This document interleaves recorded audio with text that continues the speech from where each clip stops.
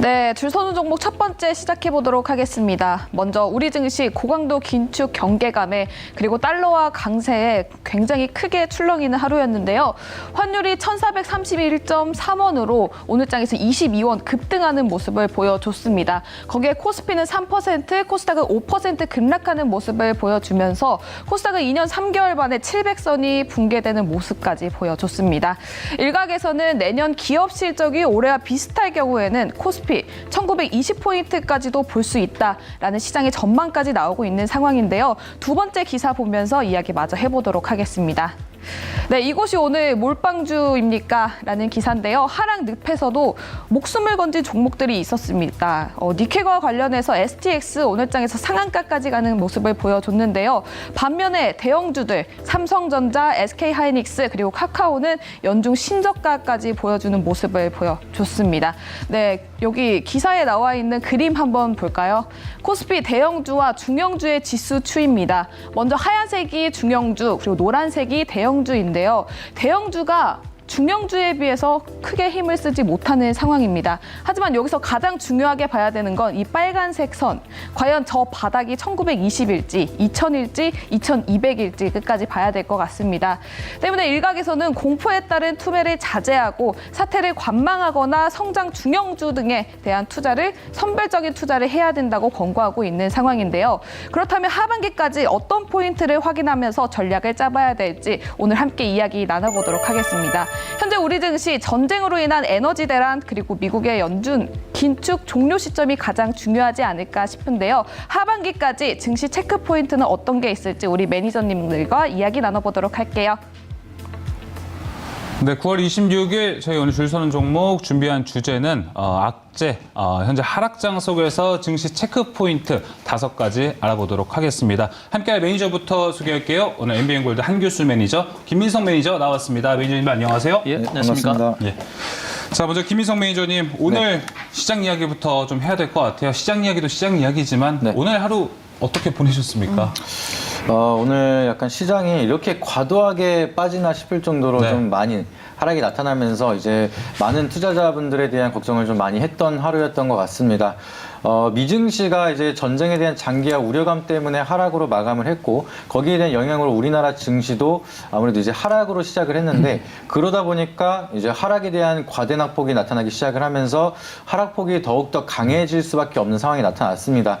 근데 지금 오늘 수급을 보시게 되면은 개인 같은 경우에는 4천억 가량 순 매도를 보여줬고요. 그리고 외국인은 1,200억 가량 순 매수, 기관 같은 경우에는 3,500억 가량 순 매수를 보여주면서 여기에 대한 매수 포지션을 보게 되면은 높여가면서 살 생각은 없고 투매 물량을 저가에 받아내겠다라고 생각을 하면서 좀 더 하락을 압박시켰던 모습이 있었습니다. 그래서 개인 같은 경우에는 지금 오늘 매도세가 나타났던 이유는 좀 제가 봤을 때 궁극적으로는 내일 좀 반대 매매가 출하되는 그런 흐름을 좀 더 방지하기 위해서 신용잔고를 좀 더 먼저 매도를 보여주고 손절매로 최대한 리스크를 해지하는 그런 방향성 때문에 증시에 대한 하락 압박이 좀 더 강하게 나타났던 하루라고 보여지고 있는데요. 네. 그래서 내일에 대한 이제 반대 매매 방향성이라든지 앞으로에 대한 증시 방향성을 좀 더 유의 깊게 지켜보는 게 굉장히 중요할 거라고 보여지고 있습니다. 네, 말씀하시면서 옆에 나왔던 화면을 보니까 이 수급, 매매 동향을 보면은 개인들이 많이 판 날 그리고 외국인과 기관이 빨간색을 찍히면서 산 날 같은 경우에는 대체로 지수가 상승한 날이거든요. 네. 근데 오늘 정반대의 의미가 나온 것 같습니다. 김민성 매니저님은 이 추세가 좀 지속이 될 거라고 보시나요? 우선은 뭐 내일 지수가 오늘 많이 하락을 했기 때문에 거의 사이드카 직전까지도 하락을 했습니다. 맞아요. 그렇기 때문에 이제 신용잔고가 이제 16조에서 18조까지 많이 올라갔던 상황이 있었는데 여기서 내일은 오전부터 반대 매매가 어느 정도 나타날 거라고 좀 보여지고 있고 그 물량이 좀 소화가 되기 시작을 한다라고 하면은 좀 많이 과도하게 하락을 했다 보니까 반발 매수세로 기술적 반등은 가능할 거라고 보여지고 있는데 이게 좀 장기적인 반등이 되기 위해서는 좀 더 탄력적인 시장이 필요한데 거기에 대한 탄력이 좀 부족하다 보니까 한동안은 그래도 박스권 안에서에 대한 흐름 그리고 하락은 어느 정도 나올 건 거의 다 나왔기 때문에 한두 번 정도에 대한 하락만 어느 정도 우리가 잘 피해 나간다라고 하면은 충분히 박스권 매매로 이제 기회를 잡을 수 있을 거라고 좀 보여지고 있습니다. 예, 알겠습니다. 앞에서 이제 반대 매매 출회 물량에 대한 이야기를 해주셨습니다. 한규수 매니저님이 보셨을 때는 현재 우리가 6월 달을 떠올릴 수밖에 없을 것 같아요. 네. 당시에 코스피가 20% 가깝게 좀 빠졌는데 지금 같은 경우도 그때만큼의 마음가짐 좀 대비를 해야 되나요? 저는 일단 그 시장 자체가 오늘 좀 하락한 부분은 이제 투매 심리, 이제 공포 심리 이런 것들이 이제 한꺼번에 작용을 한 것으로 일단 보고 있고요. 보통 이제 이런 투매 구간에서는 보통 투매에 동참을 안 하는 게 정석입니다. 물론 이 공포 심리가 얼마만큼 더 이어지고 또 이번 조정 장세가 어느 정도 선에서 멈추느냐 이것이 관건이긴 합니다만 이 구간에서 저는 뭐 여러분들이 투매에 나서는 그런 관점보다는 조금 시장을 좀 더 지켜보는 전략이 좀 필요할 것 같고요. 그리고 제가 이제 그동안 방송에 나와서 여러분들한테 말씀드렸던 부분들이 전체적인 시장 자체가 이제 4분기에서 이제 내년 1분기 정도를 제가 많이 말씀드리고 있는데 저는 이제 4분기에서 이제 1분기 정도가 되게 되면 시장의 어떤 흐름 자체가 이제 많이 바뀔 것으로 일단 좀 기대를 좀 하고 있습니다. 물론 이 구간에서 환율이 이제 1,400원까지 뚫고 올라간 그런 상태이기 때문에 뭐 제가 그런 얘기도 한번 해드렸을 겁니다. 1,400원 넘어가게 되면 공포 구간이기 때문에 그때부터는 시장 자체가 붕괴 내지는 붕괴된다라는 어떤 그런 표현들도 좀 쓰긴 했습니다만 일단 지금 시장 자체는 붕괴되는 그런 구간이에요. 근데 이 붕괴되는 구간들은 한순간에 그런 시세가 나오고 나서 다시 시장이 또 반전되게 되면 또 곧바로 환율이 급락 나오는 이런 위치이기도 합니다. 그래서 지금 현재 구간은 공포의 구간이기도 하면서도 오히려 우리한테는 엄청나게 또 좋은 기회가 될 수도 있는 그런 구간들이기 때문에 여러분들이 가지고 계신 종목군들 중에 정말 기업 가치가 좋은 종목들 그리고 한국을 대표하는 뭐 우량주들 이런 종목들을 가지고 있다라고 한다면 지금 저는 뭐 투매까지 나설 필요는 없다라고 보여집니다. 그래서 지금은 조금 힘들고 답답하지만 조금 이겨내시는 게 좋겠고 또 한 번에 어떤 기회를 좀 잡아갈 수 있는 어떤 그런 시각으로 좀 시장을 좀 차분하게 좀 보시는 게 어떨까라는 생각입니다. 시장을 차분하게 봐라라고 또 말씀을 주셨습니다. 그런데 킹달러, 강달러 계속해서 나오고 있잖아요. 맞아요. 근데 지난주까지만 해도 환율이 이렇게까지 오르는 게 우리 시장에 문제가 있어서 오르는 게 아니다라는 그렇죠. 이야기가 있었는데 오늘 장에서는 이제는 문제가 좀 있는 거 아닌가라는 그런 이야기가 우려도 좀 있습니다. 네, 일각에서 나오고 있습니다. 김민석 매니저님, 네. 지금 우리나라 경기가 안 좋아지고 있는 건가요? 사실상 우리나라 경기만 봤을 때는 아무래도 이제 침체기에 나타나고 있기 때문에 경기가 좋다라고 할 수는 없지만 우리나라만 유독 약해서 달러가 강하게 올라가고 있다라고 보기는 굉장히 어렵습니다. 달러가 굉장히 이제 금리 인상 기조를 빠르게 움직여지고 있기 때문에 달러 외에는 이제 다른 화폐 가치가 하락을 하면서 우리나라도 자연스럽게 달러에 대한 가치가 상승을 할 수밖에 없는 상황이다. 이렇게 보실 수가 있겠고요. 그리고 오늘 또 급반등이 나타났던 달러 상승에 대한 명분 중에 하나는 아무래도 이제 한국은행에서 통화 스와프는 이제 필요가 없이도 극복이 가능하다라는 얘기가 나오다 보니까 통화 스와프에 대한 기대감이 사라지기 시작을 하면서 아무래도 좀 달러가 좀 강하게 좀 반발 매수로 상승이 나타나는 경우도 있다라고 충분히 보여질 수가 있겠습니다. 근데 지금 같은 경우에는 일단은 뭐 심리적으로 반등을 했던 요소가 좀 크다라고 보실 수가 있겠고요. 네. 그동안에 좀 달러가 상승했던 거는 아무래도 전반적으로 달러가 워낙 강하기 때문에 신흥국을 제외한 우리나라 포함한 이제 원화 가치가 워낙 하락을 해서 그래서 하락을 했던 거고 이게 좀 경기에 좀 영향이 되기 위해서는 조금 더 이제 환율이 1,500원 넘어가거나 1,600원대 여기까지 넘어갔을 때는 경기에 엄청난 영향이 끼쳐지겠지만 네. 지금까지는 그래도 심리선에 대한 유지를 통해서 금융시장을 좀 지켜보는 게 오히려 좋다라고 좀 보고 있습니다. 그럼 그렇게 달러가 계속 올라가는 추세, 저는 예상은 안 되지만 달러가 네. 올라갈 것으로 예상이 되고 있잖아요. 네. 그래서 외국인들 입장에서는 우리 시장이 좀 디스카운트가 많이 됐으니까 적극적으로 들어오지 않을까라는 생각도 드는데요.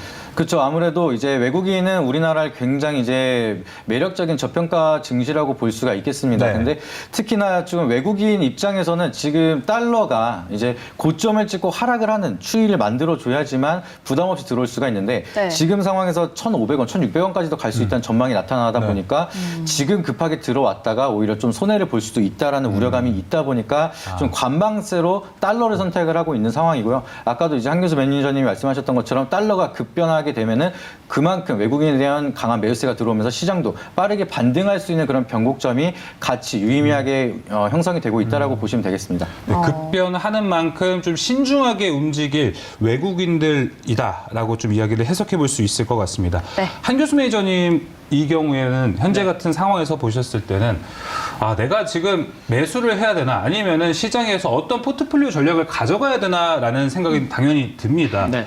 뭐 예를 들어서 지금 손실이 덜 난 종목 같은 경우에는 빨리 팔고 현금화를 해야 되나? 이런 생각도 들고요.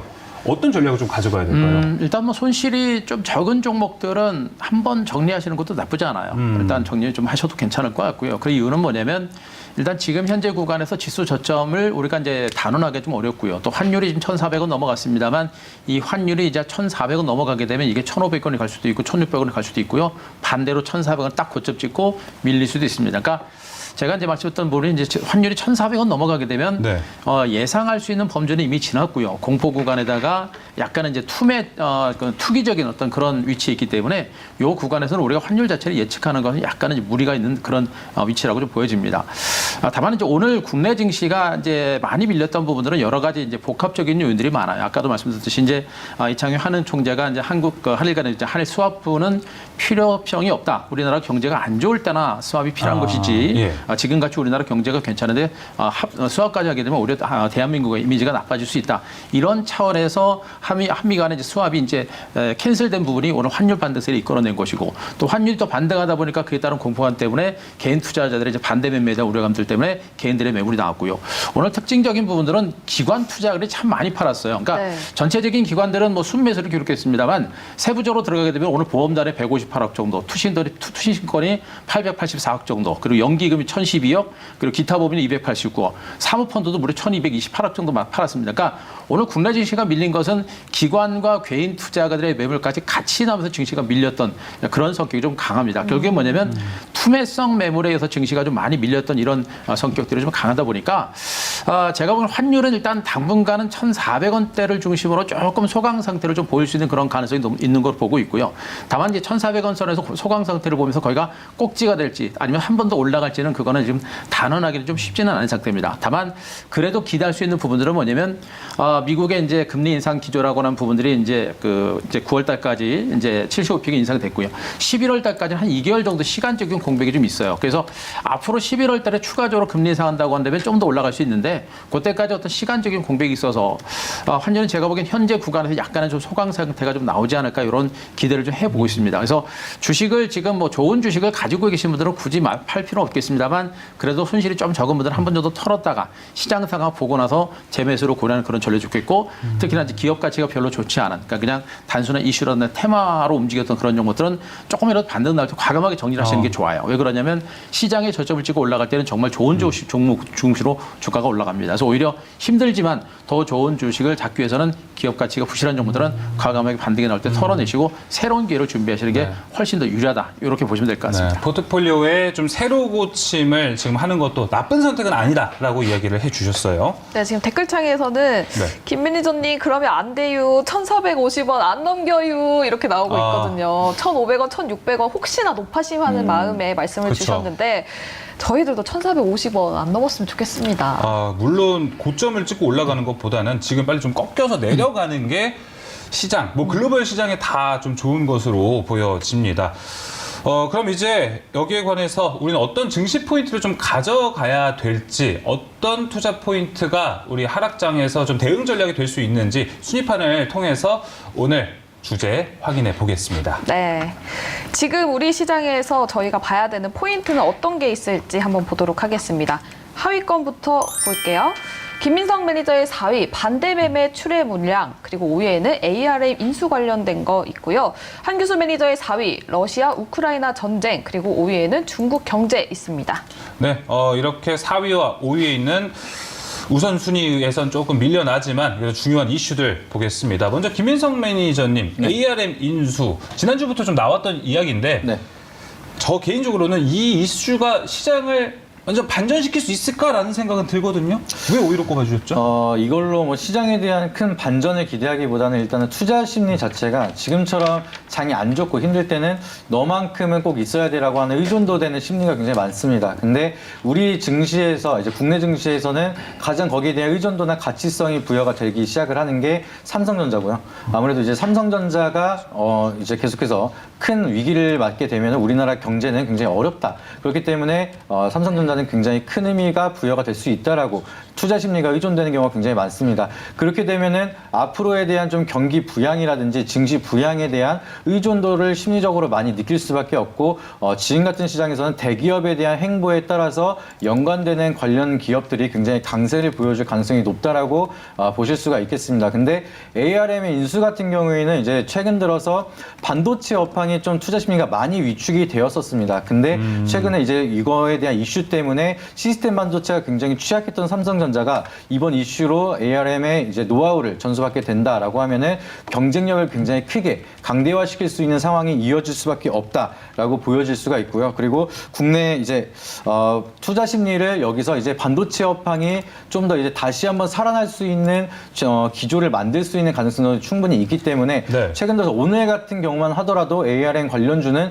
지수가 이렇게 빠지더라도 버텨주는 종목들이 굉장히 많았습니다. 그렇기 때문에 그만큼 시장에 대한 심리 의존도가 벌써부터 나타나기 시작을 했고 지금 좋지 못한 시장, 전반적으로 좋을 게 없는 그런 호재를 좀 더 기다려야 되는 상황에서 그나마 좀 우리가 의존할 수 있는 포인트 같은 경우에는 ARM 인수는 긍정적으로 시장에 반영이 되고 있다 보니까 여기에 대한 증시의 이슈를 좀 잘 체크를 하는 것도 굉장히 중요한 포인트가 될 수 있을 거라고 말씀드립니다. 그나마 기댈 수 있는 버팀목이라고 좀 해석을 해볼 수 있을 것 같은데 네. ARM 관련된 종목 뭐가 있나요? 가온칩스라든지 네온칩스 같은 오늘같이 좀 네. 잘 버텼던 종목들은 이제 아무래도 삼성전자랑 이제 좀 비슷한 이제 절차를 통해서 이제 움직이다 보니까 이제 삼성전자가 ARM 인수로 해서 반도체 경쟁이 좀 더 강해진다라고 하면은 여기에 관련된 중소형주들도 좀 더 이제 긍정적인 효과를 받을 수밖에 없습니다. 그래서 지금 시장에서도 여기에 대한 관련주가 그나마 좀 강세를 보여주고 심리적으로 굉장히 잘 버텨주고 있기 때문에 네. 지금 같은 경우에는 좀 무리하게 투자를 하시기보다는 좀 더 내가 투자에 그나마 좀 경험을 쌓고 접근하고 싶다라고 하면은 이쪽에 대한 개별 장세를 응용하는 것도 굉장히 좋을 거라고 말씀드리고요. 그게 아니다. 좀 더 이제 좀 길게 보면서 좋은 기업을 좀 더 내가 진득히 투자하고 싶다라고 하면은 기업에 대한 가치가 좀 강하고 성장 모멘텀이 강하게 나타나고 있지만 이제 저렴해지는 그런 종목들을 사 모아가는 전략이 굉장히 좋다라고 네. 말씀드리도록 하겠습니다. 알겠습니다. 그래도 그나마 이슈가 있기 때문에 ARM 인수와 관련된 종목들, 뭐 가온칩스, 넥스트칩 이야기까지 좀 해주셨습니다. 자, 이어서 한교수 매니저님 5위 중국 경제 넘어가 보겠습니다. 제가 주말 동안 어떤 컨텐츠를 봤었는데 미국과 중국이 좀 정반대로 움직이고 있잖아요, 지금. 그쵸. 미국은 금리 인상을 가고 있고 중국은 부양안 내놓으면서 금리 인하로 가고 있는데 사실 저희는 미국을 기준으로 보고 있잖아요, 이거를. 그러니까 중국이 다른 짓을 하고 있구나라는 생각은 들거든요. 근데 일각에서는 이런 시점도 있어요. 중국이 코로나를 먼저 잡았기 때문에 네. 금리 인하하고 부양안을 내놓는 거다라는 얘기가 있어요. 그래서 중국 경제가 살아나면 글로벌 경제가 다시 살아날 수 있다라는 관점도 있더라고요. 그건 충분히 가능합니다. 그러니까 중국 경제가 만약에 살아나면 미국이라든가 글로벌 경기에 굉장히 긍정적인 효과를 분명히 줄 수 있어요. 그래서 우리가 중국 증시를 봐야 되는 부분들이고요. 지금 이제 중국 증시가 과연 이제 얼마만큼 이제 순위는 제가 5위 정도를 나눴습니다만 지금 당장은 시장에서 많이 부각이 되지 않고 있기 때문에 네. 이제 순위를 5위 정도 놨고요. 만약에 이제 중국이 위드 코로나를 본격적으로 진행을 하게 되면 중국의 어떤 경기가 살아날 수 있고요. 지금 이제 부동산 시장이 굉장히 침체 국면인데 참 부동산 시장이 살아날지 진짜 붕괴가 될지 그거를 지금으로선 예측하기 단언하기 좀 쉽지는 않습니다. 만약에 진짜 부동산 시장이 더 나빠지는 것을 막고 여기다 중국 자체가 이제 위드 코로나 리오프닝으로 이제 본격적으로 진행되게 되면 이거는 굉장히 중국 경제가 호전될 수 있는 굉장히 큰 호재가 됩니다. 말씀하셨듯이 이제 코로나 전에 이제 중국은 제로 코로나 정책으로 해서 코로나를 그나마 잘 막았습니다. 그래서 미국처럼 돈을 엄청나게 많이 풀지 않은 그런 상태였기 때문에 네. 실질적인 유동성 자체가 뭐 미국처럼 그렇게 많지는 않습니다. 그렇다고 유동성이 없는 건 아니에요. 그러니까 부동산 시장을 중심으로 자금을 푸는 상태이기 때문에 중국도 유동성이 많은 상태입니다.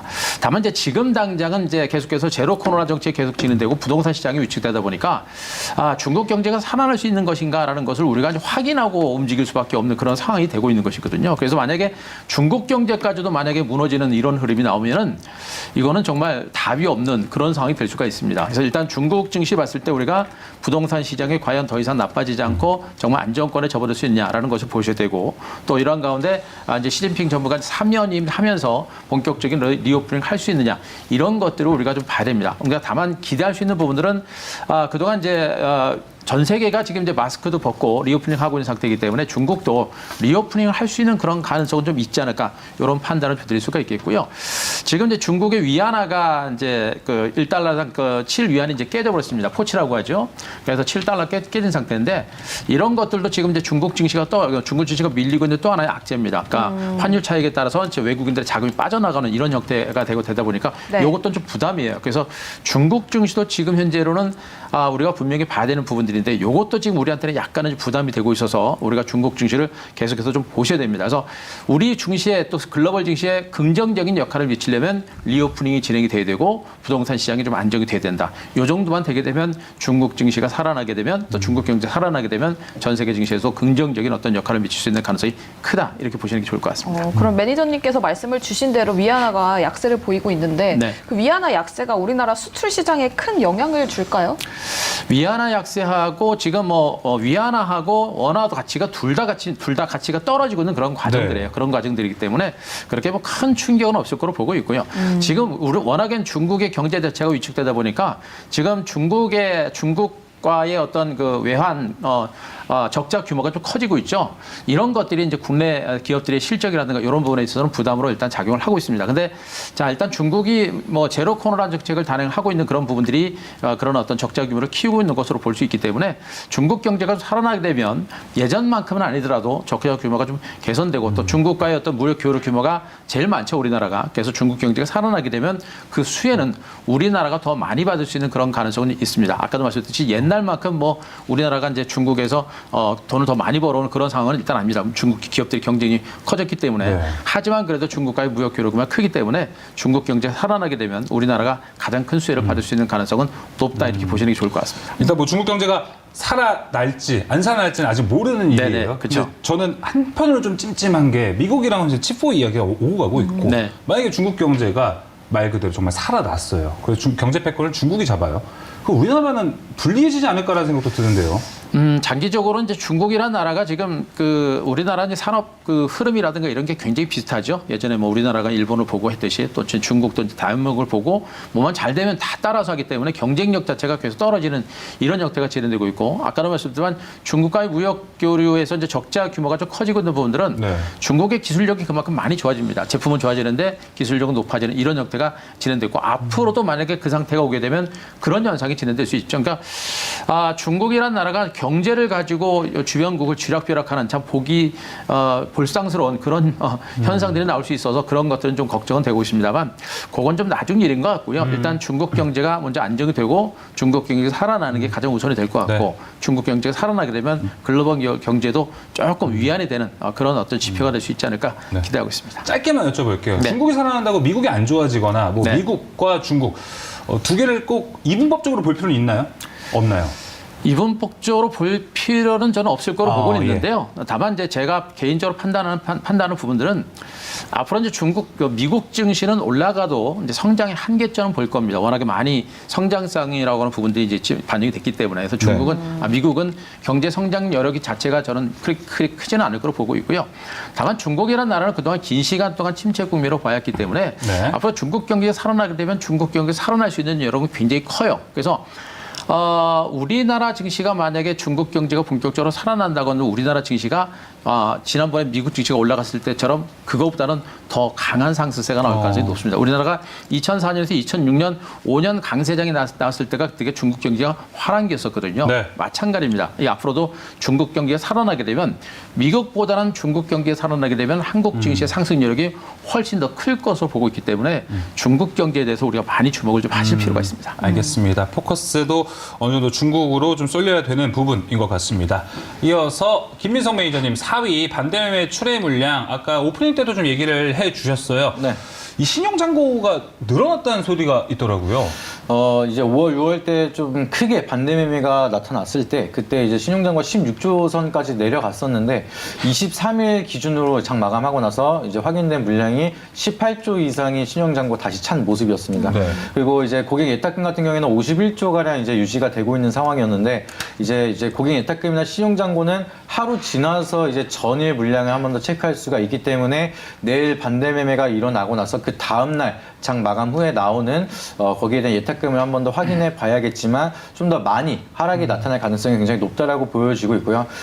지금의 추이로 봤을 때는 고객 예탁금도 이제 50조를 깨고 좀 그 아래 선으로 나타나기 시작을 하면서 아직까지도 신용잔고가 많이 남아있는 점을 생각을 한다라고 하면은 좀 더 반대 매매가 우리 예상보다 강하게 출회가 될 가능성이 있기 때문에 여기에 대한 신용잔고에 대한 추이를 우리가 좀 체크를 해보는 게 굉장히 중요한 포인트가 될 수 있다라고 좀 보고 있습니다. 그래서 일각에서는 이제 신용잔고가 많이 빠져야지만 진정한 바닥이 온다. 약간 이런 얘기도 있기 때문에 신용잔고 반대 매매가 들어오고 나서 그리고 이제 좀 반발 매수세가 강하게 들어올 가능성도 있어서 여기에 대한 추이를 좀 잘 체크해보는 게 중요한 포인트가 될 수 있다고 말씀드리도록 하겠습니다. 예, 알겠습니다. 신용잔고가 이렇게 추이 확인해야 될 시기가 보면 올해 연초에 한 번 있었던 것 같고요. 6월에 있었던 것 같고 오늘 있는 것 같은데 대체로 뭐 반대 매매가 나올 때 한 2, 3일 정도밖에 지속이 안 되더라고요. 네. 그 이유가 어떻게 되나요? 이제 미수 담보가 이제 좀 부족한다라고 하면은 그 다음날 오전 장 시작하자마자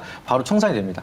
그래서 이제 여기에 대한 유예 기간을 계속 주는 게 아니라 이제 가차없이 바로 증권사에서 네. 이제 청산이 빨리 되고 빠질 이제 반대 매물 물량들은 빠르게 청산이 되면서 시장에 대한 하락이 그렇게 길게 가진 않아요. 그리고 나서 시장이 좀 빠지다가 어느 정도 유지가 된다라고 하면은 그때부터는 이제 좀 어느 정도 진짜 바닥이 됐구나라고 생각을 하고 반발 매수세로 다시 한번 끌어올리는 경우가 굉장히 많기 때문에 네. 지금은 반대 매매 출회 물량이 어느 정도 존재를 하는 그런 시장이라서 조금 더 시장을 관망세로 지켜보고 그리고 나서 좀 더 이제 반발 매수세가 나타났을 때 단기적인 반등을 좀 응용하는 게 좋은 시장이다라고 보실 수가 있겠습니다.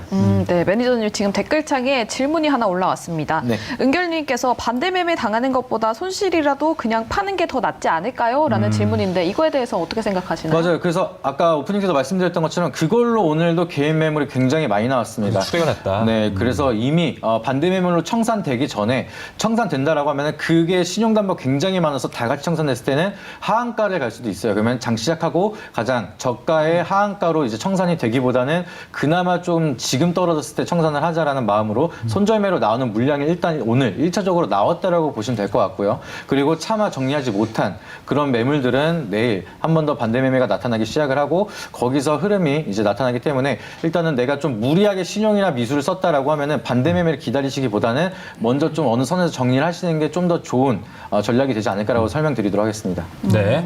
반대 매매 출회 물량 4위 들어봤고요. 한교수 매니저님의 4위가 이 러시아 우크라이나 전쟁으로 꼽아주셨습니다. 다시 좀 심화가 될 기미가 보여서 그렇죠. 두렵긴 합니다. 일단 뭐 이제 우크라이나 전쟁은 그동안 우리가 이제 겪어본 부분들이고 또 이제 알고 있는 내용들이기 때문에 뭐 이제 러시아에서 뭐 동원령 내리고 하는 부분들은 뭐 시장에서는 더 이상 뭐 큰 악재는 못 될 겁니다. 다만 이제 이런 부분들이 이제 계속해서 심리적으로 이제 부담감을 주고 있는 하나의 과정으로 보시면 될 것 같은데요. 어쨌든 간에 우크라이나 전쟁이 이제 시장의 악재가 되고 있는 부분들은 이제 전쟁이 장기화되고 그러면서 이제 유럽 국가를 유출한 경기 침체에 대한 우려감들이 계속해서 확산되고 있기 때문에 이제 악재로 작용하고 있는 부분들인데 우리 시청자 여러분들이 오늘 그 지금 시장에 대해서 말씀드리겠습니다. 뭐 중국 경제 아까도 제가 말씀드렸고 우크라이나 전도 말씀드렸습니다만 이 요소들이 앞으로 전체적인 증권 시장의 흐름에 있어서 굉장히 중요한 변수가 될 겁니다. 그냥 지금 시장이 좀 안 좋습니다만 만약에 뭐 중국 경제가 살아나고 우크라이나 전쟁까지 끝나는 이런 흐름들이 나오게 되면 증권 시장의 어떤 흐름 자체가 완전히 180도가 바뀔 수가 있어요. 그러니까 우리 시청자 여러분들 지금 힘들고 답답하지만 정말 힘내시고 포기하지 말아야 되는 이유가 바로 분명히 있다는 얘기고 4분기하고 내년 1분기가 분기점이 될 수 있는 가능성이 높기 때문에 6개월 그렇게 길지 않습니다. 여러분 힘들 내셔야 될 것 같고요. 우크라이나 전쟁을 봤을 때 이제 가장 큰 부분들은 일단 전쟁이 언제 끝날지 지금으로서는 예측하기 좀 어렵죠. 네. 근데 지금 러시아가 이제 동원령을 발동하면서 이제 러시아 국민을 중심으로 이제 굉장히 시위도 많이 하고 있는 그런 과정입니다. 그동안 전쟁이 있을 때 러시아 국민들은 팔짱을 끼고 이제 지켜봤습니다만 이제는 실질적으로 전쟁이 피부로 와닿기 때문에 러시아 내에서의 소요 사태가 좀 더 확산될 수 있는 그런 가능성이 상당히 높지 않을까라는 판단이고 이런 상태에서 러시아가 전쟁을 계속해서 이어간다고 하더라도 전쟁에서 이길 수 있는 가능성은 높지 않습니다. 문제가 뭐냐면 핵전쟁인데 뭐 이제 푸틴이 핵단추를 누르지 않는다라고 이제 단정 지을 수 있는 사람들은 일단 없습니다. 그래서 그 부분에 대해서는 우리가 뭐라고 얘기할 수 없습니다만 그래도 핵단추를 누르지 않는다라고 한다면 전쟁은 끝날 수 있는 여러가 분명히 있고요. 전쟁이 만약에 끝나게 되면 유가가 안정되고 국제 물가가 좀 안정이 됩니다. 그럼 유럽 경기가 본격적으로 살아날 수 있어요. 그래서 이런 것들이 굉장히 큰 호재가 될 수 있습니다. 그래서 이 부분에 대해서도 우리가 계속해서 주목을 해야 되고 시간은 걸리겠습니다만 만약에 이제 전쟁이 끝나게 되면 그것도 굉장히 큰 호재가 되고요. 또 우크라이나 재건과 관련해서는 시장 규모가 무려 600에서 1000조 엄청난 시장 규모이기 때문에 그것도 우리한테는 호재가 될 수 있습니다. 그런 부분들 체크를 하시기 바랍니다. 알겠습니다. 이렇게 4위와 5위에 있는 이슈들. 저희 오늘 4위와 5위에 위치했다고 안 중요한 이슈가 아닙니다. 정말 중요한 거 5개를 꼽아오셨고 1위로 갈수록 더 중요하다라는 말씀 안내를 다시 한번 드리겠습니다. 네. 자, 이제 상위권에 위치한 더 중요한 이슈 체크 포인트들 살펴보겠습니다. 네, 지금 짚어봐야 할 증시 포인트 탑5 중에 2위와 3위 보도록 하겠습니다. 김민성 매니저의 2위, 러시아 우크라이나 전쟁 다시 한 번 더 나왔고요. 네. 3위에는 원자재 대란, 그리고 한규수 매니저의 2위, 외국인 수급, 3위는 미국 증시입니다. 김민성 매니저님 2위에 러시아 우크라이나 전쟁을 또 해주셨어요. 두 분의 순위의 이 중요도가 좀 다른 게 포인트가 될 것 같습니다. 네. 김민성 매니저님은 러시아 우크라이나가 2위가 될 정도로 중요하게 보는 이유가 어떻게 될까요? 일단은 굉장히 중요한 이유가 우리가 1월부터 시장이 계속해서 눌린 그런 이유를 생각하게 되면은 결국에는 인플레이션 때문에 이제 증시가 계속해서 빠졌다라고 생각을 하시면 됩니다. 근데 이제 인플레이션을 가중화시키는 역할이 러시아나 우크라이나 전쟁 때문에 원자재 가격에 대한 수요라든지 아니면 천연가스 공급망 우려 때문에 계속해서 이제 좀 원자재 대란으로 이어지고 공급망 우려가 이제 인플레이션의 가중화를 시키는 역할을 했다라고 보실 수가 있는데 여기에서 우크라이나랑 러시아에 대한 전쟁이 끝난다. 라고 하면은 아무래도 여기에 대한 가중화시키는 요소가 이제 빠지기 때문에 그만큼 이제 이거에 대한 이슈로 하락했던 만큼 빠르게 반등이 나타날 수 있는 좀 대형의 호재성이 나타날 수 있는 그런 이슈라서 2위로 설명을 드렸고요. 네. 그리고 아무래도 지금 러시아에서도 이제 동원령을 선포하면서 핵에 대한 언급이 나타나기 시작을 하고 있는데 제가 봤을 때는 이제 다시 한번 동원령을 선포하면서 자국민에 대한 보호를 위해서는 어떤 제스처라도 할 수 있다. 약간 이런 식으로 얘기를 하면서 우려감이 커지고 있는데 제가 봤을 때는 평화협정에 대한 좀 우위를 잡기 위해서 정치적인 모션으로 좀 볼 가능성도 어느 정도 우리가 여지를 열어놔야 된다라고 보여지고 있습니다.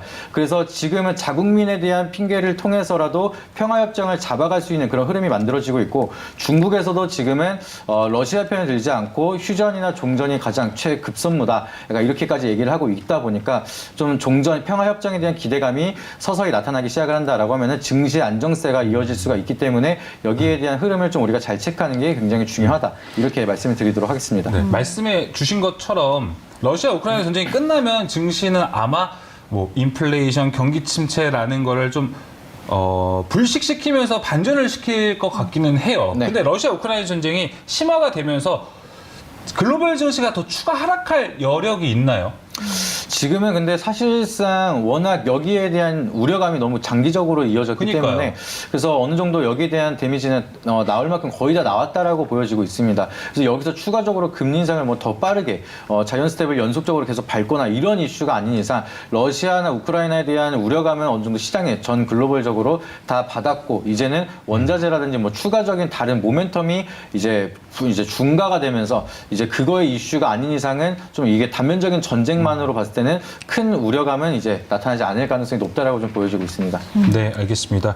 한규수 매니저와 김민성 매니저 모두 2위와 4위로 러시아 우크라이나 전쟁 이야기를 해주셨습니다. 이어서 이제 한규수 매니저님 3위 종목으로 가볼게요. 네. 3위 종목이 아니죠. 3위 이슈, 미국 증시를 봐야 될 것 같은데 현재 그래도 미국 선물이 뭐 나스닥은 상승 전환을 하긴 했어요. 네. 근데 그렇게 위안은 되진 않습니다, 사실. 저는 위안 많이 돼요. 왜요? 더 많이 안 빠지기 때문에? 일단 제가 보기엔 미국 증시가 좀 지금 요즘 빠진 부분들이 좀 과한 부분이 좀 있어요. 일단 최근 이제 차트를 잠깐 좀 보겠습니다. 차트 좀 잠깐 잡아주세요. 최근에 이제 미국 뉴욕 증시 나스닥 지수로 보게 되면 최근에 지난 6월에서 7월 달 동안 주가가 단기적으로 올랐죠. 올랐고 그 상승했던 부분들이 지금 그대로 떨어지고 있는 그런 구간들입니다. 여기서 이제 우리가 주목할 게 요때 이게 기술적 반등이고 그러면서 미국 경기가 좀 안정되고 또 공격적인 금리 인상이 좀 멈출 거다라는 기대감을 가지고 주가가 올라갔는데 파월 의장이 이제 공격적인 이제 매파적인 발언하면서 증시가 계속 밀린 것이고요. 또 금리 인상 또 이제 75p 인상하면서 주가가 밀린 겁니다. 근데 문제는 뭐냐면 여기에 나올 수 있는 이 악재들은 여기서 우리가 다 알고 있는 내용들이에요. 75p 금리 인상할 것이다. 그리고 이제 뭐 공격적인 금리 인상이 유지가 될 것이다. 이런 내용들이었는데 그런 알고 있는 내용들에도 불구하고 증시 하락폭이 제가 보기엔 너무 좀 과도하게 하락이 좀 큽니다. 그리고 9월달 75p 금리 인상을 하고 나서 이제 11월 달에 이제 금리 인상을 하죠. 이제 한 달 정도 이제 한 달 정도 또 시간이 좀 남아 있는 상태입니다. 공백도 있는 상태고요. 그러니까 결국에 지금 미국 증시는 단기간에 낙폭이 좀 너무나 큰 상태에서 나올 만한 악재는 다 나왔고 이미 악재가 이제 어느 정도 선 반영이 된 상태입니다. 그리고 11월 달 금리 인상도 일단 75p로 시장에서는 얘기를 하고 있습니다만 앞으로 이제 남아있는 한 두 달 동안 앞으로 경제 지표가 또 어떻게 나오느냐에 따라서 또 뭐 중국이라든가 또 우크라이나라든가 이런 전쟁 상황에 따라서도 또 이제 변수가 될 수 있는 그런 가능성도 분명히 있거든요. 그러니까 네. 11월 때도 75p 인상 가능성이 있기는 합니다만 실질적으로 그때까지는 좀 봐야 되고요. 또 지금 증시가 급락하고 있는 것은 그러니까 금리 인상에 따라서 미국 경기가 침체 국면에 들어갈 것이다라는 공포감에 있어서 주가가 밀린 겁니다. 그러나 실질적으로 미국 경기가 침체 국면에 들어갈지는 그건 봐야 돼요. 그래서 지금은 관망하는 그런 위치입니다. 실질적으로 미국 경제가 진짜 침체로 들어가는지를 확인하려는 그런 관망세가 나와야 되는 그런 구간이고요. 나올 만한 악재는 다 나왔다는 측면에서 저는 급락세는 좀 멈출 거로 일단 보고 있습니다. 그래서 급락에 따른 기술적인 반등은 조금은 나올 수는 있는데 네. 문제는 뭐냐면 추세적으로 올라가기 좀 어려워요. 그래서 하락세를 멈추고 소폭의 반등과 더불어서 진짜 미국 경제가 꺾이는지를 지켜보는 그런 연준의 금리 정책이 어떻게 바뀌는 이런 것들을 좀 지켜보는 그런 관망세가 좀 나올지 않을까라는 그런 판단이기 때문에 일단 미국 증시는 일단은 좀 안정되지 않을까 좀 기대를 좀 해보고 있습니다. 네, 미국 증시 안정에 대한 예측 이야기 좀 해주셨는데 3위가 미국 증시고 5위가 중국 경제거든요. 네. 한교수 매니저님 이 순위 차이가 있다면 아무래도 기대를 건다면 미국에 그래도 더 큰 기대를 거시는 건가요? 일단 미국 증시가 단기적으로 이제 우리 증시에 미치는 영향이 이제 바로 오니까 그렇죠. 단기적으로 미국 증시가 국내 증시에 벌써 영향을 주기 때문에 미국 증시를 좀 순위를 좀 올린 것이고요. 네. 거시적으로 볼 때는 중국 경제가 훨씬 더 중요합니다. 아까도 말씀드렸습니다만 미국 증시가 좀 올라가도 증시는 잠깐 올라갈 수 있는데 정말 우리 증시가 많이 가려면 중국 경제가 살아나는 게 더 중요하다는 거 꼭 그 인지를 하셔야 될 것 같습니다. 알겠습니다. 뭐 순위가 3위와 5위로 되어 있지만 둘 다 들어보니 다 중요하다라고 좀 들리네요. 자, 이어서 김민석 매니저님 원자재 이야기를 3위로 얘기해 주셨어요. 네. 원자재 같은 경우는 지금 좀 전반적으로 안정세가 나오고 있어요. 유가 기준으로 보면요. 네. 근데 유가가 이렇게 빠지는데 어떤 이제 인플레이션에 대한 공포는 없지 않을까라는 생각도 들어요. 근데 지금 사실상 이제 니켈이 최근 들어서 굉장히 이슈가 많습니다. 그렇죠. 네, 그래서 니켈 같은 경우에도 원자재 대란에 대한 이슈는 끊임없이 나타나고 있고 계속해서 여기에 대한 사이클은 반복적으로 나타날 수밖에 없기 때문에 러시아나 우크라이나 그리고 미중 갈등이라든지 이런 게 이슈가 끝나지 않게 된다라고 하면은 이제 국내 증시에서 박스권으로 움직여질 때 여기에 대한 원자재 대란의 이슈를 계속 체크를 하면서 좀 여기에 대한 종목들을 잘 체크를 하시는 게 굉장히 중요한 포인트가 되실 거라고 말씀을 드립니다. 그래서 지금 철강도 지금 파업 이슈 때문에 생산 차질 우려감이 나타나기 시작을 했고요. 그리고 이제 포스코도 생산 차질이라든지 현대제철이 파업 예고를 하기 시작을 하면서 철강주들이 전일까지만 해도 굉장히 강하게 상승을 보여줬습니다. 그리고 최근 들어선 니켈의 비축량 감소 우려가 나타나기 시작을 하면서 우리나라 같은 경우에는 중국에 대한 의존도가 거의 100%가량 니켈에 대한 의존도를 하고 있는데 중국과 이제 계속해서 미국에 대한 좀 공급망 우려 갈등이 나타나기 시작을 하면서 여기에 대한 좀 새우등 터지는 격으로 우리나라에 대한 이제 영향까지 나타나기 시작을 한다라고 하면은 중국에 대한 수입을 끊고 2달밖에 못 버티는 그런 비축량밖에 안 남았다고 합니다. 그래서 우리나라는 전기차에 대한 배터리 수출량이 굉장히 많은 나라인데 여기에 대한 수익이 아예 끊겨버리는 우려감까지 형성이 되다 보니까 지금 원자재는 글로벌 경제에 대한 영향까지도 좀 이슈가 같이 따라와서 시장에 좀 큰 반응이 나타나고 있는 상황인데 이런 흐름을 우리는 좀 면밀히 체크를 하면서 원자재에 대한 이슈들을 끊임없이 놓치지 않고 체크를 하는 게 굉장히 중요한 포인트가 될 수 있을 거라고 말씀드립니다. 그리고 원자재 중에서 가장 중심이 되는 항목은 뭐라고 보세요? 지금은 아무래도 이제 전쟁에 대한 요소로 시작이 됐다 보니까 천연가스에 대한 가격 추이가 좀 더 이제 많은 증시의 영향이 아직까지 나타날 수 있을 거라고 보여지고 있습니다. 네, 겨울을 겨울까지 봤을 때 천연가스의 추이 네. 그 흐름이 중요할 것 같습니다. 네. 자, 이어서 한규수 매니저님 이제 2위 외국인 수급 해주셨어요. 오늘 같은 경우 외국인이 좀 싸게 사려고 들어온 것 같은데 이런 흐름이 계속될 것 같아요. 이런 흐름 계속됩니다. 네. 계속될 가능성이 높고요. 우리 시청자 여러분들이 지금 분명히 아셔야 될 게 뭐냐면 지금 시장은 이제 주인이 외국인입니다. 대한민국의 주인이 증권시장의 주인이 외국인이에요. 근데 기분은 나쁜데 뭐 이게 현실입니다. 기관 투자가들은 그동안 왜 이제 펀드 쪽으로 자금이 안 들어가다 보니까 기관들은 돈이 없고요. 또 개인 투자자분들은 또 실질적으로 시장을 장악할 수 있는 힘이 좀 없는 상태고 그런 가운데 실질적으로 외국인들이 장을 이끌어갈 수밖에 없는 그런 상황입니다. 그런데 이제 외국인들이 최근에 이제 수급적인 어떤 흐름들을 보게 되면 최근에 환율이 예전처럼 환율이 그렇게 급등을 하게 되면 외국인들이 주식을 막 팔고 막 도망가는 그런 현상들이 좀 많이 나오는 경우가 많은데 요즘에는 안 그래요. 그러니까 단순하게 이제 국내 기업, 국내 증시 경기 자체가 나빠서 외국인들이 자금이 빠져나가는 것이 아니라 단순하게 달러 가치가 그렇죠. 강세를 보이는 데 따른 환율 상승이기 때문에 실질적으로 한국 경제는 나쁘지 않거든요. 그런 가운데 국내 증시 대형주들 같은 경우는 기업 가치가 저평가된 종목도 퍼가 뭐 2배, 3배인 종목이 널려 있습니다. 그리고 글로벌 기업들이 우리 많아요. 그런데 자, 여기 그림 지금 보고 계신데요. 최근에 수급 동향 보시게 되면 우리 시청자 여러분들이 앞으로 이제 지금은 시장이 좀 힘들지만 나중에 시장이 살아날 때는 대형주들이 장을 주도할 수 있는 가능성이 높은 게 뭐냐면 자, 왼 상단에 있는 게 이제 코스피 시장의 외국인들의 수급입니다. 최근에 외국인들은요, 이렇게 그림으로 보더라도 여기서부터 이렇게 이만큼씩 이제 집중적으로 매수가 들어왔었죠.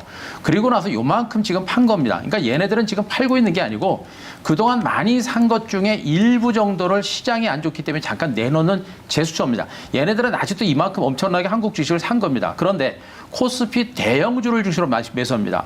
외국인들은 투자하는 운영 자금이 크기 때문에 유동성이 큰 대형주를 굉장히 선호하고요. 그 말씀드렸듯이 우리나라 대기업들의 실적 자체가 퍼가 뭐 5배, 3배, 4배인 종목이 널렸어요. 나중에 증시가 살아나게 되면 당연히 외국인들은 이쪽을 중심으로 집중적으로 매수하고 있는 겁니다. 지금 외국인들은 환율이 올라도 한국 증시에서 저평가된 외국 대형주를 이렇게 외국인들은 많이 매수하고 있습니다. 반면에 밑에 코스닥은 어떻습니까? 코스닥은 샀다 팔았다 번복하고 있듯이 적극적으로 안 사고 최근에 오히려 매물을 내놓죠. 코스닥 중소형주는 외국인들은 별로 관심이 없다라는 그런 의미가 되는 것이고 선물을 중심으로는 역시 마찬가지로 샀다 팔았다 번복하고 있습니다만 추세적으로 팔고 안 나갑니다. 그냥 뭐냐면 국내 증시가 여기서 붕괴될 것이다라는 그런 시각은 외국인들은 별로 없다라는 그런 의미로 돼요. 그러니까 지수가 조금은 더 밀릴 수 있겠습니다만 전체적으로 지수가 여기서 뭐 대사하라고 나서 뭐 2,000포인트가 깨지고 뭐 1,700, 1,800까지 가는 이런 흐름이 나올 수 있는 가능성도 높지 않고 반대로 시장이 만약에 살아나게 되면 외국인들의 공격적인 선물 매수와 더불어서 코스피 대형주에 대한 매수가 상당히 강도롭게 진행될 겁니다. 여기다 프로그램 매수까지 들어오게 되면 네. 코스피 대형주들은 외국인들이 다 쓸어간다고 보셔도 될 것 같아요. 그래서 여러분들이 이 외국인들의 수급을 봤을 때 굉장히 중요한 부분들은 앞으로 증시가 살아나게 되면 외국인들이 대형주를 중심으로 시장을 주도할 가능성이 높다. 그 부분을 꼭 인지하셔야 됩니다. 자, 중요한 게 뭐냐면 외국인들은 투자하는 기간이 절대 짧지가 않아요. 굉장히 긴 시간 동안 갑니다. 그래서 앞으로 정말 외국인들이 좀 들어오고 증시가 살아날 때 외국인이 주도하는 장세가 되면 외국인들처럼 우량주, 대형주 쪽에서 포커스를 많이 맞추시는 게 좋겠고 외국인들은 분명히 한국 증시를 떠나지 않고 있다라는 점을 꼭 여러분들이 인지를 하셨으면 좋겠습니다. 거꾸로 말하면 지금 외국인의 수급을 트래킹하면은 투자 아이디어 얻을 수 있다는 말입니까? 그렇죠. 지금 외국인들은 현재 한국 증시 말씀드렸죠. 한국의 저평가된 대형주들을 조정이 나올 때도 계속해서 매집해 들어가는 이런 하나의 과정이 진행되고 있는 것이고요. 그리고 이 외국인들의 매수가 이제 들어오면서 좋은 주식을 싼 가격에 잡아놓죠.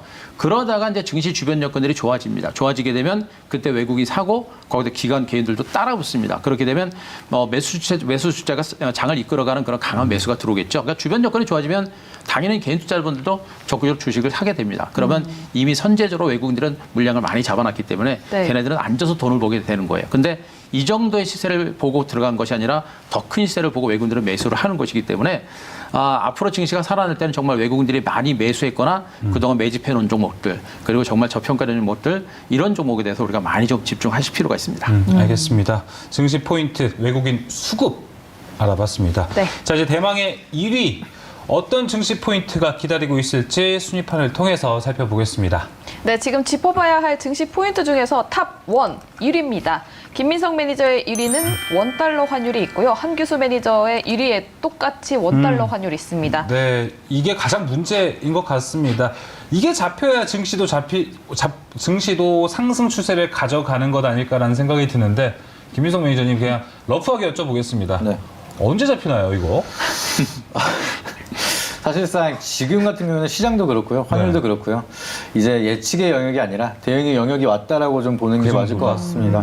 왜냐하면 지금 환율 같은 경우에도 1,300원대를 조금 이제 약간 넘어가기 시작을 하니까 외국인 같은 경우에도 이제 부담스럽게 시작을 해서 지금 이제 서서히 고점이 다가올 수 있는 우려감이 있다라고 하고 이제 현물 우리나라 이제 국내 증시를 이제 매수하기 시작을 했다가요. 그리고 나서 1,400원대를 돌파하기 시작을 하니까 아직까지도 상승 기조가 남아있구나라고 생각을 하고 좀 매수 포지션을 좀 더 축소하는 모습이 보여지고 있습니다. 그래서 그만큼 달러에 대한 부담감이 이제 외국인들에 대한 좀 심리적으로도 이제 나타날 수밖에 없는 상황이고, 그리고 나서 이제 달러가 이 잡히지 않는다라고 하면은 우리나라 국내 이제 중소형 기업들부터 해서 워낙 좀 이제 여기에 수출 타격도 많이 받을 수밖에 없는 그런 상황이 이어지고 있기 때문에 우리가 좀 더 이제 환율에 대한 방향성을 통해서 증시뿐만 아니라 이제 거시적 환경까지도 이제 체크를 해야 되는 그런 국면까지 왔다라고 보시는 게 좋을 것 같습니다. 그래서 일각에서는 원달러가 이제 1,500원이 돌파하면은 이제 기업이 도산할 수 있는 그런 기업들이 너무나 많다라고 이제 우려감이 계속해서 나타나고 있는 상황이기 때문에 네. 지금 이러한 상황에서 좀 환율이 좀 잡힐 수 있을 때까지 좀 지켜보는 게 굉장히 중요하겠고요. 그리고 지금 최근 들어서 통화 스와프에 대한 기대감을 우리가 많이 하고 있었는데 사실상 통화 스와프는 굉장히 어려운 상황이고 미국 입장에서도 지금 우리나라랑 통화 스와프를 할 만한 화폐에 대한 갭 차이가 너무 나기 때문에 우리가 기대하기는 어려울 것 같습니다. 그래서 논의하기 시작한다라고 얘기를 했을 때도 이제 논의는 논의로 끝날 가능성이 높다라고 항상 저는 말을 해왔는데 네. 거기에 대한 흐름이 계속해서 나타날 거라고 좀 보여지고 있어서 환율이 좀 자연스럽게 잡히고 고점을 찍는 흐름까지는 우리가 좀 보수적으로 시장을 바라보면서 대응을 할 준비를 해놓는 게 좋다 이렇게 말씀을 드리도록 하겠습니다. 네, 알겠습니다. 한교수 매니저님, 제가 지금 HTS 좀 보니까 WTI와 원달러 환율이 반대로 움직이더군요. 상황을 보니까 6월 달에는 진짜 WTI가 문제였어요. 그 당시에는 원유 가격이 문제였기 때문에 증시가 인플레이션이다 뭐다 해서 좀 하락세를 가져왔고, 그게 좀 빠지니까 이제는 달러가 올라서 다시 한번 증시 침체 이런 이야기를 잡고 있습니다. 다음 리스크가 있을까요? 아니면 이게 마지막일까요?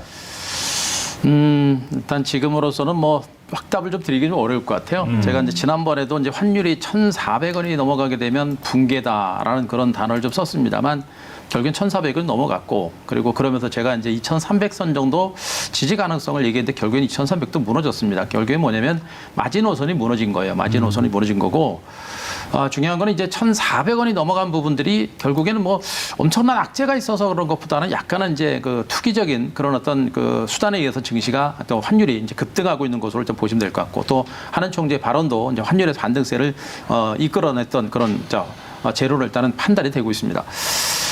여기서 뭐 1,500원을 간다, 1,600원을 간다, 뭐 단정 짓고 얘기할 수는 없습니다. 하지만 중요한 거는 뭐냐면 지금 환율 차트 잠깐 보고 계신데 원달러 환율 보시게 되면 월봉 차트를 잠깐 보겠습니다. 과거에 미국의 이제 금융위기가 있을 때 환율 상승세가 나올 때 이렇게 가파르게 올라갔었죠. 이렇게 굉장히 가파르게 올라갔다가 바로 이제 그 다음 달에 이제 바로 이제 음봉으로 크게 밀리는 형태가 있었고, 또 한 번 올랐다가 또 한 번 그냥 급격하게 밀리는 이런 형태가 나오면서 결국에 이제 환율이 고점을 찍고 이제 급락이 나오는 이런 형태였습니다. 이때는 우리나라 경제가 안 좋은 상태입니다. 경제가 안 좋아서 외국인들의 자금이 빠져나가면서 경제가 위기였을 때 이제 환율이 올랐던 것이고, 지금은 환율이 이제 우리나라 경제가 나빠가지고 올라가는 그런 형태는 일단 아니에요. 그러니까 펀더멘탈 자체가 괜찮은 상태에서 달러 가치가 강세가 나오다 보니까 환율이 올라간 건데, 중요한 건 뭐냐면 일단 1,400원 선 넘어가는 요 위치부터는 1,400원 넘어가는 시점 위치부터는 굉장히 투기적인 위치입니다. 올라가고 기술적으로 보더라도 이게 굉장히 많이 벌어지는 모습이죠.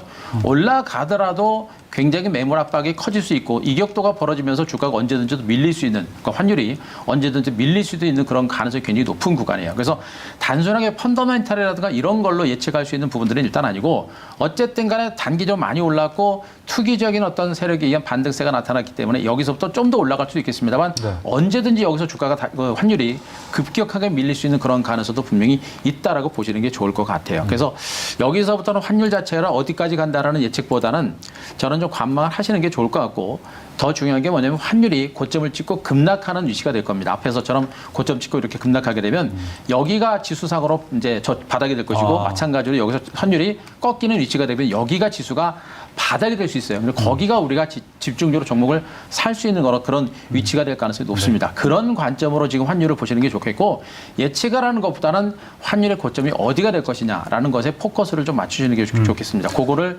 예, 주목하시는 게 좋을 것 같습니다. 네, 매니저님 짧게만 대답을 드릴게요. 네. 모든 지수가 좀 급하게 올라왔을 때 천천히 내려가는 것들, 뭐 가격들이나 환율도 마찬가지겠죠. 네. 천천히 내려가는 게 좀 증시에 안정적인 것이다라는 이야기 좀 들었는데 급락, 원달러 환율이 급락하는 게 오히려 좋은 신호라고 보십니까? 원달러 환율 천천히 내려가는 것도 더 경제적인 시점에서 되게 좋을 것 같다는 생각이 들었어요. 제가 보기엔 그렇지는 않아요. 일단 환율 자체가 그동안 우리한테 분명히 이제 악재 부담으로 작용했고요. 네. 그러니까 지금 시장이 어찌 보면은 우리나라 아까도 있습니다만 IMF 때하고 이제 미국의 금융위기 때는 우리나라 경기에 대한 부담감들 때문에 환율이 올라갔고 그에 따른 공포감이 있었습니다만 지금은 우리나라 경기가 그렇게 나쁘지 않은 상태인데도 환율이 올라가다 보니까 과거에 우리가 이제 배웠던 부분들 때문에 그런 막연한 공포감이 좀 있는 부분이 좀 큽니다. 그래서 지금 환율은요, 제가 보기에는 일단 약간은 그 투기적인 요소에 의해서 환율이 올라갔던 부분들이 많이 있고 그런 가운데 그 투기적인 요소들이 빠져나오게 되면 환율이 급속도로 안정되는 게 저는 좋다고 봐요. 그러니까 환율이 만만하게 떨어지는 것보다는 급격하게 빨리 안정이 되는 게 증권시장에서도 훨씬 더 유리할 거로 보고 있어서 급격하게 떨어지는 게 낫지 않을까 싶습니다. 알겠습니다. 자, 이렇게 오늘 저희가 체크해야 될 포인트를 5개 순위를 통해서 살펴봤습니다. 잠시 후에는 박수범 매니저가 그래도 오늘 같은 시장에 특징주들 급등이 나온 종목이 있고 급락이 나온 종목도 있거든요. 네. 이런 종목들 중에 어떤 포인트를 잡고 또 종목까지도 투자해도 괜찮을지 이야기 잠시 후에 나눠보겠습니다. 네. 자, 김민석 매니저님 무료 방송 어떻게 오늘 준비가 되어 있으신가요? 네, 무료 방송 매주 목요일 저녁 7시에 진행할 예정이고요. 시장이 녹록지 않다 보니까 여기에 대한 흐름을 좀 더 교육해드릴 수 있는 그런 교육 진행할 예정이니까 많은 참여 부탁드리도록 하겠습니다. 네, 시장의 흐름 짚어주신다고 합니다. 목요일날 무료 방송, 김민석 매니저의 무료 방송 많은 관심 부탁드리겠고요. 한규수 매니저님 무료 방송 있으신가요? 예. 자, 저도 내일 장 끝나고 3시 50분에 무료 방송 준비가 됐습니다. 이 시장은 여러분들이 너무 공포를 가져서는 안 된다. 라는 얘기를 먼저 말씀드리고 그 이유하고 저는 지금부터 이제 종목에 대해서 굉장히 많이 집중을 하고 있습니다. 중장기적으로 우리가 봐야 될 종목군들과 단기적으로 봐야 될 종목들, 종목에 집중하는 그런 방송을 진행할 거니까 내일 장 끝나고 3시 50분에 무료 방송 많은 참고하시기 바랍니다. 네, 어려운 시장 속에서 종목에 대한 전략 짜고 싶으신 분들은 한규수 매니저의 무료 방송 많은 관심 부탁드리겠습니다. 저희는 박수범 매니저의 줄 서는 종목 2번째 가보도록 할게요.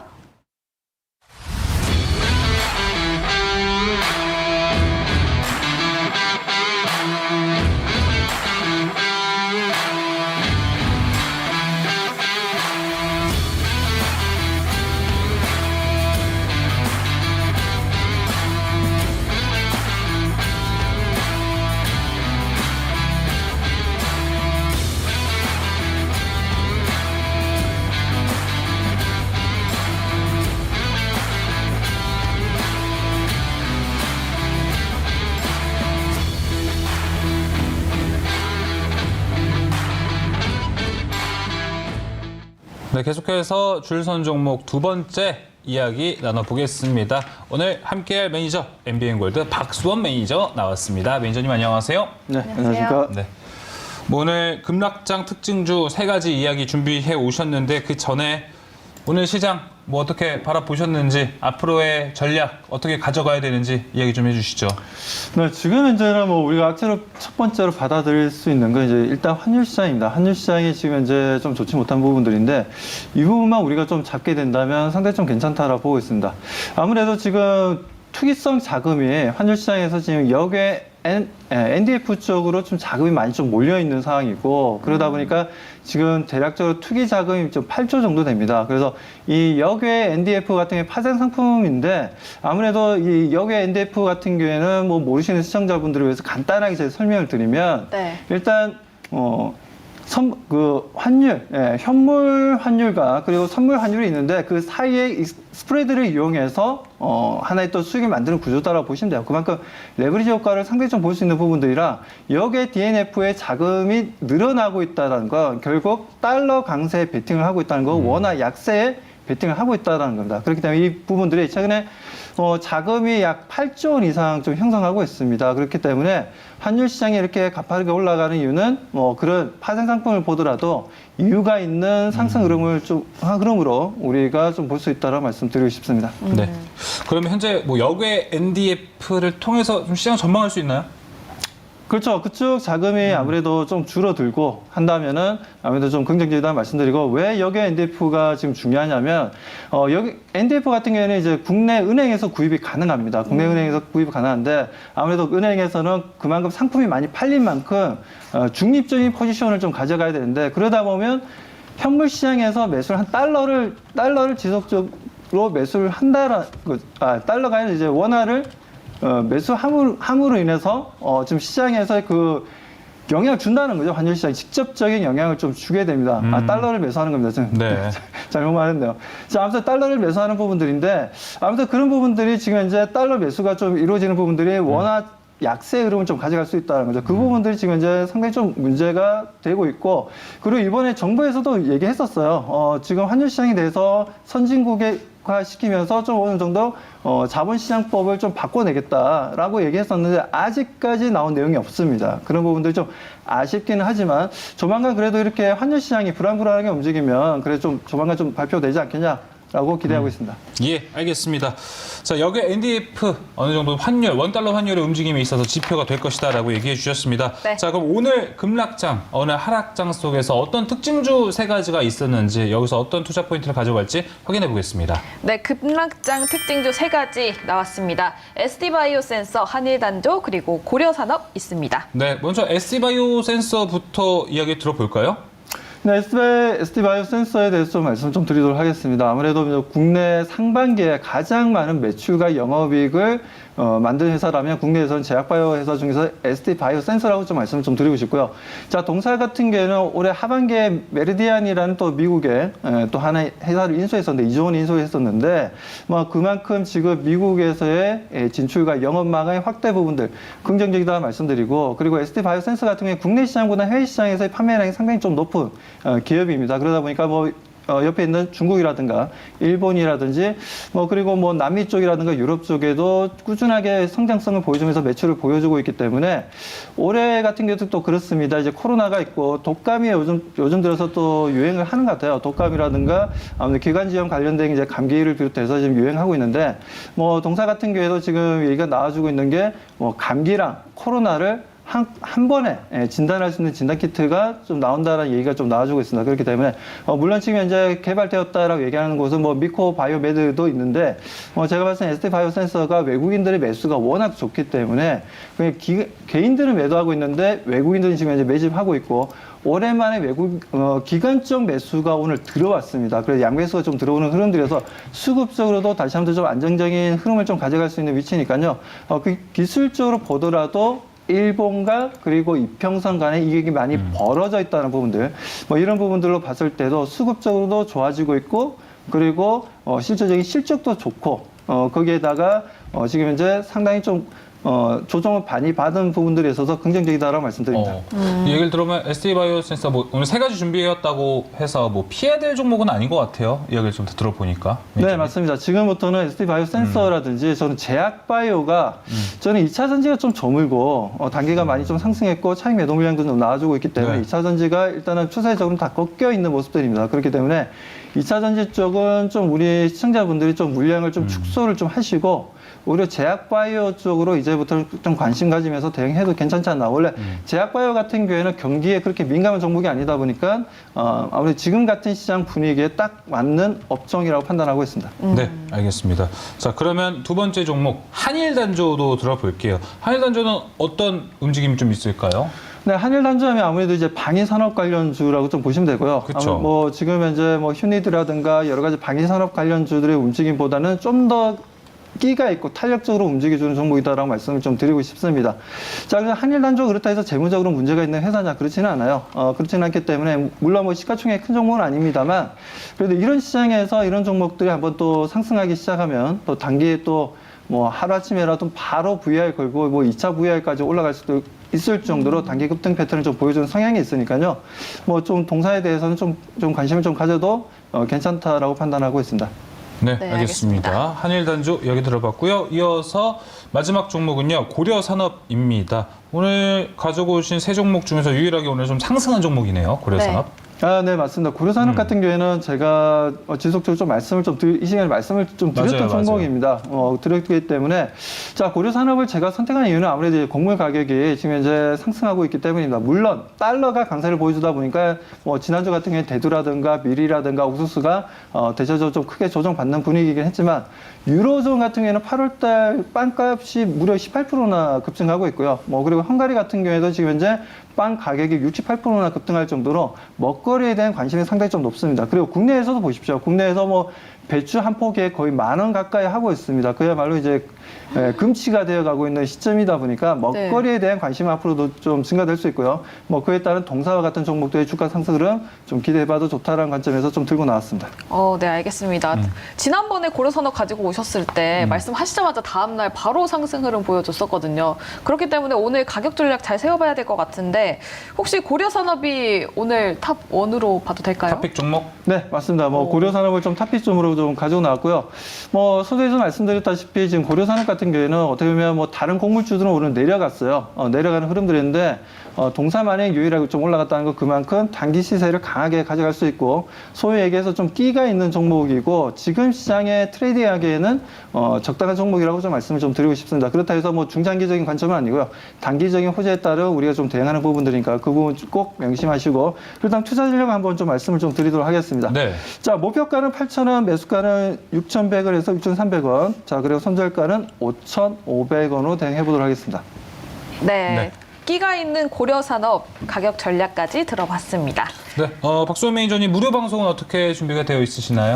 네, 지금 방송 끝나자마자 지금 열려 있습니다. 열려 있으니까요. 너튜브로도 좀 들어오실 수 있고, 그리고 저희 사이트로도 들어오셔가지고 바로 시작하니까 지금 왜 시장이 하락하고 있고 그 세 가지 이유를 좀 말씀을 좀 드릴 거고요. 그리고 우리가 이 부분들에 있어서 다시 한번 추세 전환의 신호가 빠르게 나와준다면 어떻게 대응해야 될지도 말씀드릴 테니까요. 많은 분들의 참여 바라겠습니다. 네, 하락 원인에 대해서 분석해 주신다고 합니다. 박수범 매니저의 무료 방송 지금 바로 한다고 하니까요. 많은 관심 부탁드리겠습니다. 저희는 뉴욕으로 날아가 볼게요.